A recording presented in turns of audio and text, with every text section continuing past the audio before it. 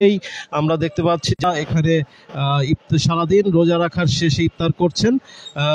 সারাদিন আজ রমজানের প্রথম দিন উপলক্ষে তারা এই আন্দোলনে এখানে এক ইফতারের আয়োজন করেছেন যৌথভাবে।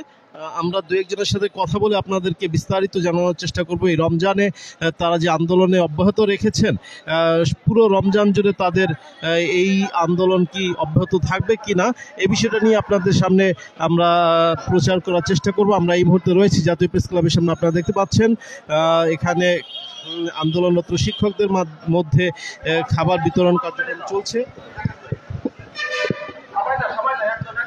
দর্শক আপনারা একটু দেখুন, আমরা দু একজনের সাথে একটু কথা বলার চেষ্টা করব। ভাই একটু বিরক্ত করব, এই যে ইফতার বিতরণ দেখতে পাচ্ছি, আপনাদের পরিচয় দিয়ে একটু বিস্তারিত বলবেন। আমরা প্রতিবন্ধী স্কুল। আচ্ছা, আরেকজনের সাথে একটু কথা বলেন প্লিজ, আপনার আরেকজনের সাথে কথা বলেন। আমাদের হলুদগঞ্জ ভাই আছে, ভাইয়ের সঙ্গে কথা, সভাপতি ভাইয়ের সঙ্গে। জি, আমাদের আজকের ইফতার মাহফিলের পর আমাদের ছোট্ট পরিসরে আমাদের নিজস্ব উদ্যোক্তায় আজকে আমরা একটু খিচুড়ি খাবার পরিবেশন করতে পারছি। যে আলহামদুলিল্লাহ, পয়লা রমজানে আমাদের এই শিক্ষক কর্মচারীর যে আন্দোলন, এই আন্দোলনকে অব্যাহত রাখতে আমরা আমাদের এই ছোট্ট পরিসরে, আমাদের এই অল্প পরিসরে খাওয়াইদের ম্যানেজমেন্ট করে আমরা এখানে রাত্রি যাপন করব ইনশাআল্লাহ। দেখা যাক রাতের বেলায় আমাদের সেহরির সময় যা জোটে আমাদের সেই খাওয়া দাওয়ায় অবস্থান করে আমরা এখানে অবস্থান করব ইনশাআল্লাহ। এবং আমরা এই কথাটুকু বলতে চাই যে আমরা আমাদের দাবি দাবা না মেনে নেওয়া পর্যন্ত আমরা ইনশাআল্লাহ আমরা এখানেই না খেয়ে রোজা করে আমরা এখানেই আমাদের প্রয়োজন হলে ঈদ পর্যন্ত পালন করব ইনশাআল্লাহ।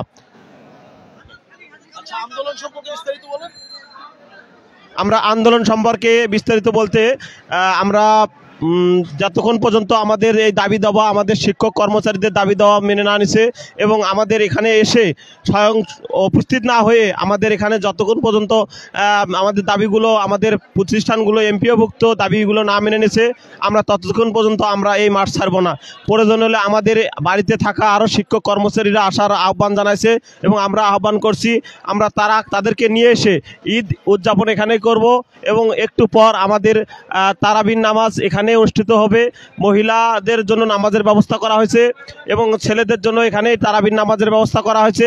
এবং শেষ সিয়ারিতে আমরা খেয়ে এখানে আমরা পরবর্তী দিনের জন্য আন্দোলনের কর্মসূচি অব্যাহত রাখবো ইনশাআল্লাহ। দর্শক যেমনটি দেখলেন যে এখানে প্রতিবন্ধী শিক্ষক কর্মচারী যে পরিষদ, সমন্বয় পরিষদ, এখানে আমি একটু বিস্তারিত বলছি, বাংলাদেশ প্রতিবন্ধী বিদ্যালয় সমন্বয় পরিষদ কেন্দ্রীয় কমিটি এর উদ্যোগে যে তারা আন্দোলন করছে, সেই আন্দোলনের ব্যাপ্তি এখানে তারা দেখতে পাচ্ছি জাতীয় প্রেস ক্লাবের সামনে তারা অবস্থান নিয়েছে এবং তাদের এই রমজান চলাকালীন তাদের এই জাতীয় প্রেস ক্লাবের সামনে তারা ইফতার সেহরির ব্যবস্থা করেছেন। সকলে মিলে এক কাতারে বসে তারা সেই আয়োজনটি করছেন এবং যৌথভাবে সকলের সহযোগিতায়, সকলের অংশগ্রহণে এই আন্দোলনে তারা শরিক হয়েছেন। পাশাপাশি তারা সেই ইফতার সেহরিতেও তারা সকলে শরিক হয়েছেন।